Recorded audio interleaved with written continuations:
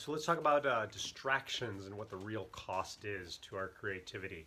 So I've been coaching clients, working with people since 2005, and I created a program called Trading Your Addictions for Creativity Empowerment.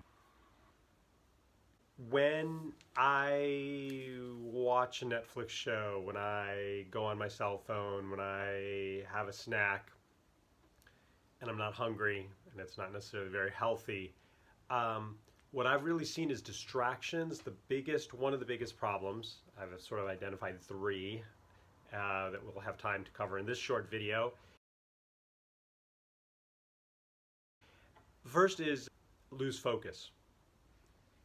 And there's studies out that, I don't know, when someone interrupts you at work or when you're doing something, it takes, I don't know, a minute to get back in, or 87 seconds, or different people are saying different things. But the thing is, it's not like you just immediately jump back in, right?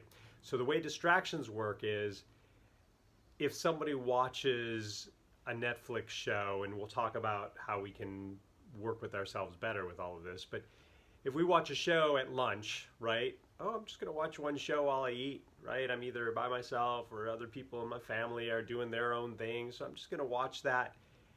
How often does that one show sort of become two? And even if it doesn't, even if we're totally disciplined, even if we got something going on, our mind will often then think about that, whatever that is, right? So if I jump on my cell phone for 2 minutes because I'm waiting for something, or this, I got this, do I just immediately stop thinking about it afterwards? I mean, and with the whole snacking thing, it's been very obvious. A Pringles type of potato chip that not as popular today, so you may not be aware of it, but their big thing was you just can't eat one. Like, that was a good thing, right? And so the idea is, every time we lose focus and we do something else, it's not only for those X number of minutes that we do it for, 2 minutes, 10 minutes, 20 minutes, an hour, it then starts pulling on us, and then we think about it. And the very fact of thinking about that then is we don't really think about what we really want to create, whether it be a creative project, whether it be a part of our lives. And so there's an opportunity to slow that down. And we'll get to that in a moment. So that's the number one, right? Losing focus. The next one is the illusion that my life is better. So oftentimes people, and I'll use myself, in the past, not feeling that empowered in my life, so I would watch these action-adventure films, videos, right? And for that brief moment while I'm watching it, yes, and it was all subconscious. It wasn't like I'm like, oh, I'm feeling a little disempowered in my life, now I'm going to watch someone go accomplish a mission and fight someone. Similarities often in video games, right? Guys that aren't really making headway in life on the goals that they really want, they jump on a video game, complete a mission, work with other people, tough, stop the bad guy, feel good, but it's really an illusion, right? People, romance novels, so many romance novels are being purchased today, right?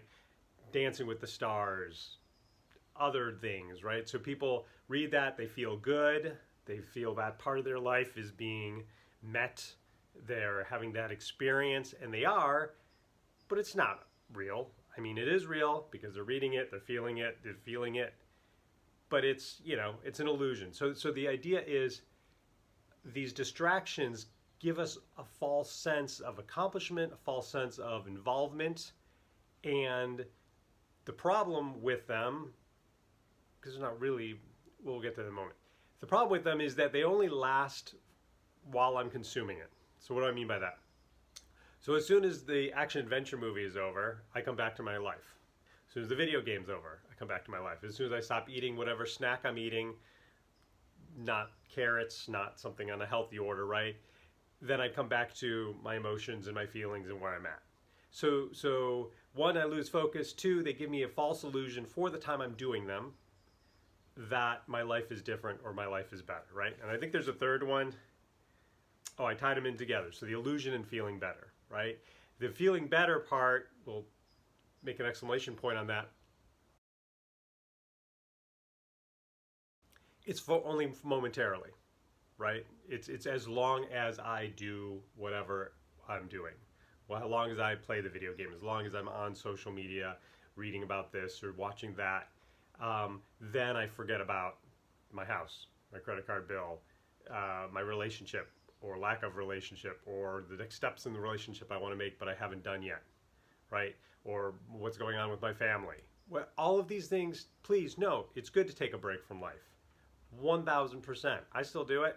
Love Netflix. I wrote a book, right?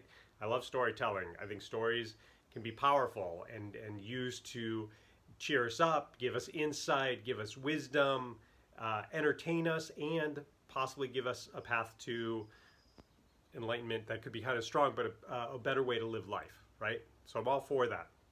And there's a difference between reading a book and then reading a book for 7 hours a day, or being on social media for a certain amount of time, or being on it 7 hours a day, or video games, or eating unhealthy food once in a while as opposed to 3-4 hours every night. You know what I'm talking about. I don't have to convince you of that. So what we're talking about, the next step is how do we get a hold of this? How do we get a hold of these distractions so then we can have more focus and actually create more of what we really want that lasts longer, right? And part of that, what this Let's Create Tuesday is all about, is creating time to be creative.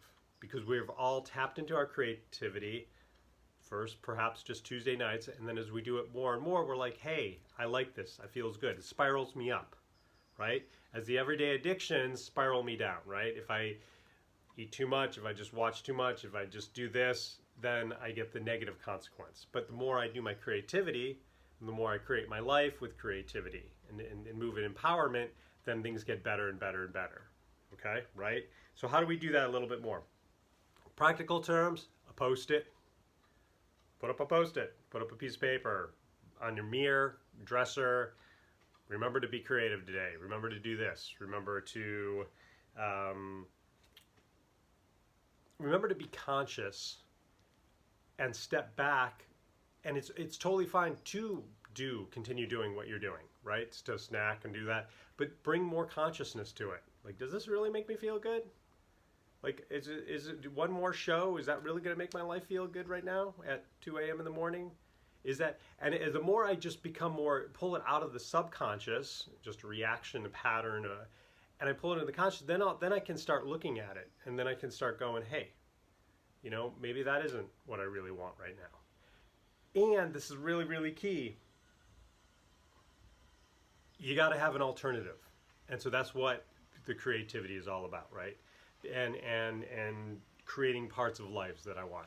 So when I work with people, it's not just about poetry and writing and creating an online course and taking next steps on the business. All really good. Bringing our creativity into the world out feels good, feel empowered, but it's also creating life, right? So it's about a little more exercising, a little more walking, a little more eating well. It's taking that creativity and applying it just not to creative projects and dreams, but actually to my life. And as I do that, then I get more empowered. And when I get empowered, then I don't feel so bad. When I don't feel so bad, then I don't need distractions to take me away from feeling, because I'm feeling better and I'm feeling good.